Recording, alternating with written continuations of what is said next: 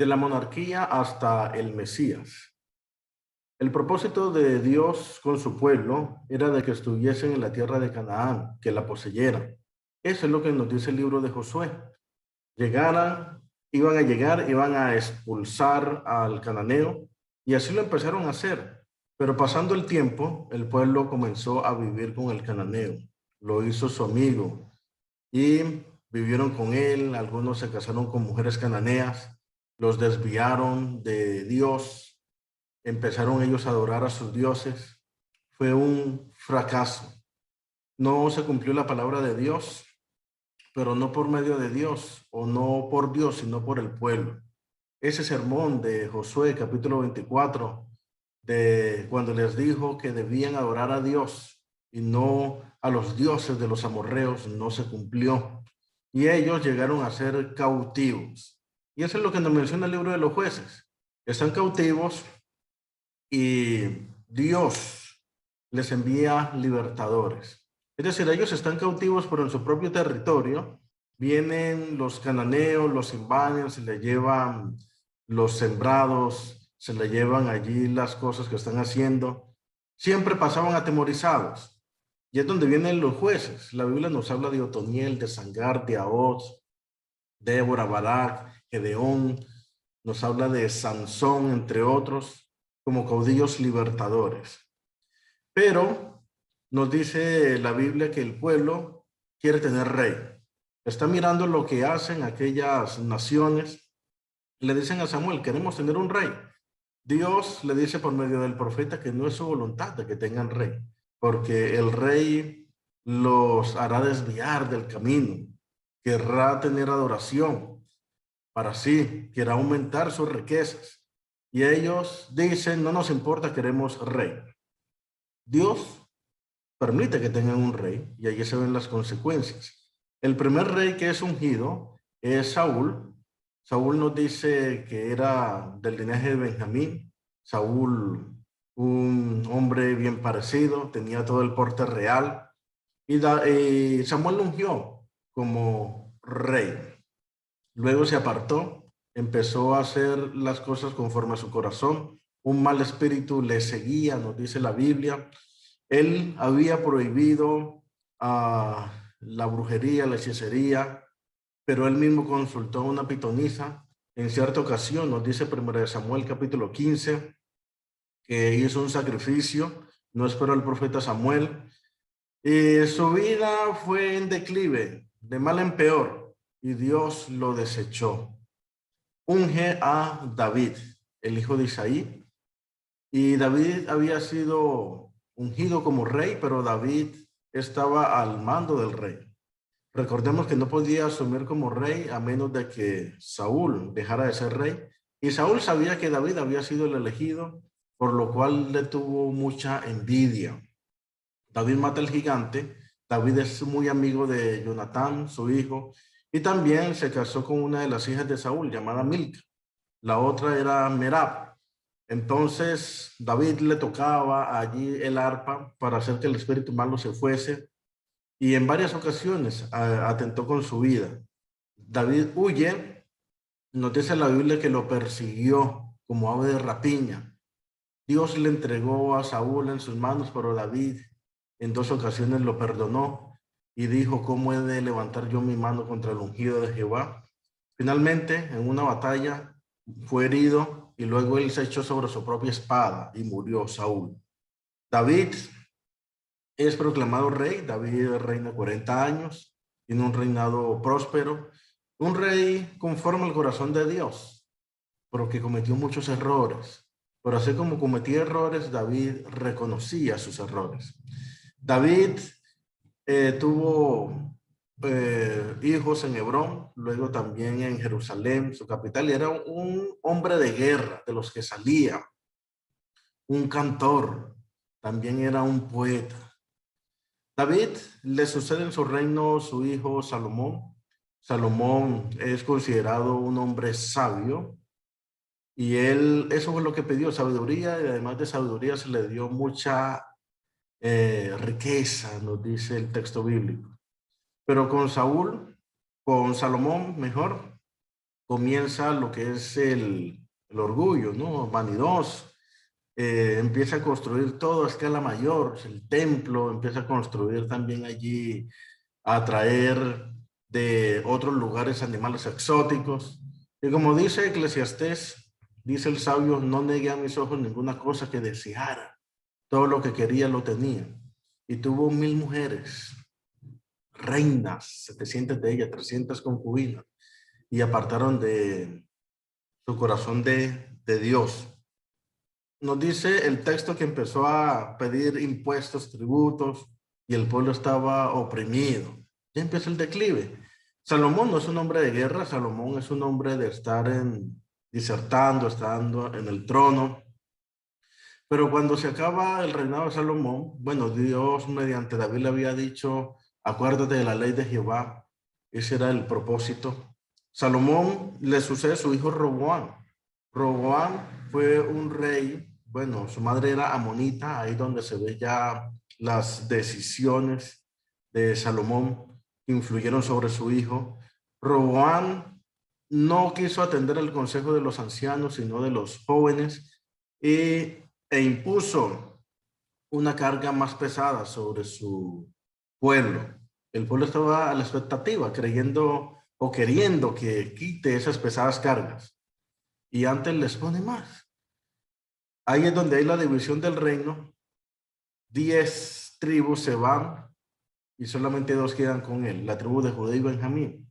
Pero las demás tribus, Rubén, Simeón, Leví, Isaacar, Zabulón, Dan, Neftalí, Gad, Aser, José, quedaron allí solas. Y nos dice que Jeroboam, mejor, él asume el liderazgo de las 10 tribus, siendo el rey. Roboam queda con 2 tribus. Las 2 tribus, Judá y Benjamín, es conocido como el reino de Judá. Y las demás tribus son conocidos como el reino de Israel. El reino de Judá o del sur, su capital es Jerusalén, y el reino del norte, su capital es Samaria. Entonces ahí tenemos la secuencia de estos reyes.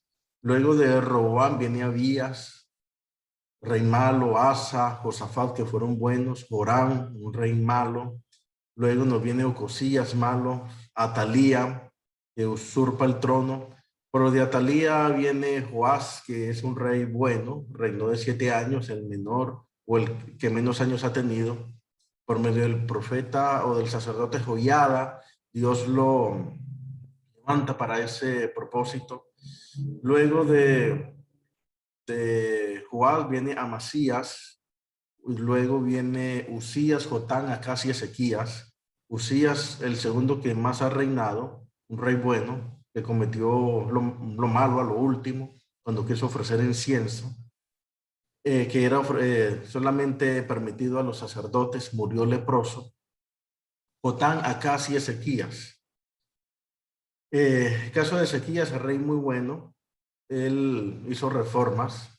Su hijo Amón, Manasés mejor, el rey más perverso que se ha levantado, Manasés, el cual fue agorero, instituyó medios espiritistas e hizo matar al profeta Isaías, pero se arrepintió lo último y Dios lo perdonó, dice la Biblia. De Manasés, Amón, y Amón, Josías. Josías, el que reinó de 8 años, 31 años reinó y llegó a ser lo bueno ante los ojos del Señor. Es el que tiene el libro de la ley y se permitía que se leyese todos los días. Con Josías tenemos a un rey bueno que se va a una batalla, la cual no era de él, con Faraón Necao y muere en el año 509. Rey bueno que tuvo un padre malo llamado Amón, pero él llegó a ser un rey bueno. No tenía el ejemplo, pero siguió el ejemplo. Y ahí tenemos también acá el caso de Manasés, que fue un rey muy malo, pero tenía un ejemplo bueno, su padre Ezequías. Ahí es donde vemos como contrariedades. Ya los últimos reyes son Joacás, el hijo de Joacín, Joacín, Joaquín y Sedequías. Sedequías es el último rey de Judá. En el reino de Judá hay 20 reyes y en el reino del norte también hubo 20 reyes. Mientras tanto en el norte ya vimos los reyes del sur. En el norte tenemos a a Jeroboam, que fue el primero, después Nadab, Basa, Ela, Sinri, Onri, Acab. Y luego sigue una sucesión de reyes, la mayoría hizo lo malo ante los ojos del Señor, terminando con el rey Oseas, que fue el último rey. El primer reino que cae es el reino del norte, en el año 722, mediante los asirios. Y el reino del sur queda unos 100 años después. Nabucodonosor es quien invade a Jerusalén durante 3 ocasiones, año 606, año 597 y año 586. En el año 586 es destruida la ciudad de Jerusalén. Y antes se había llevado lo principal, ¿no?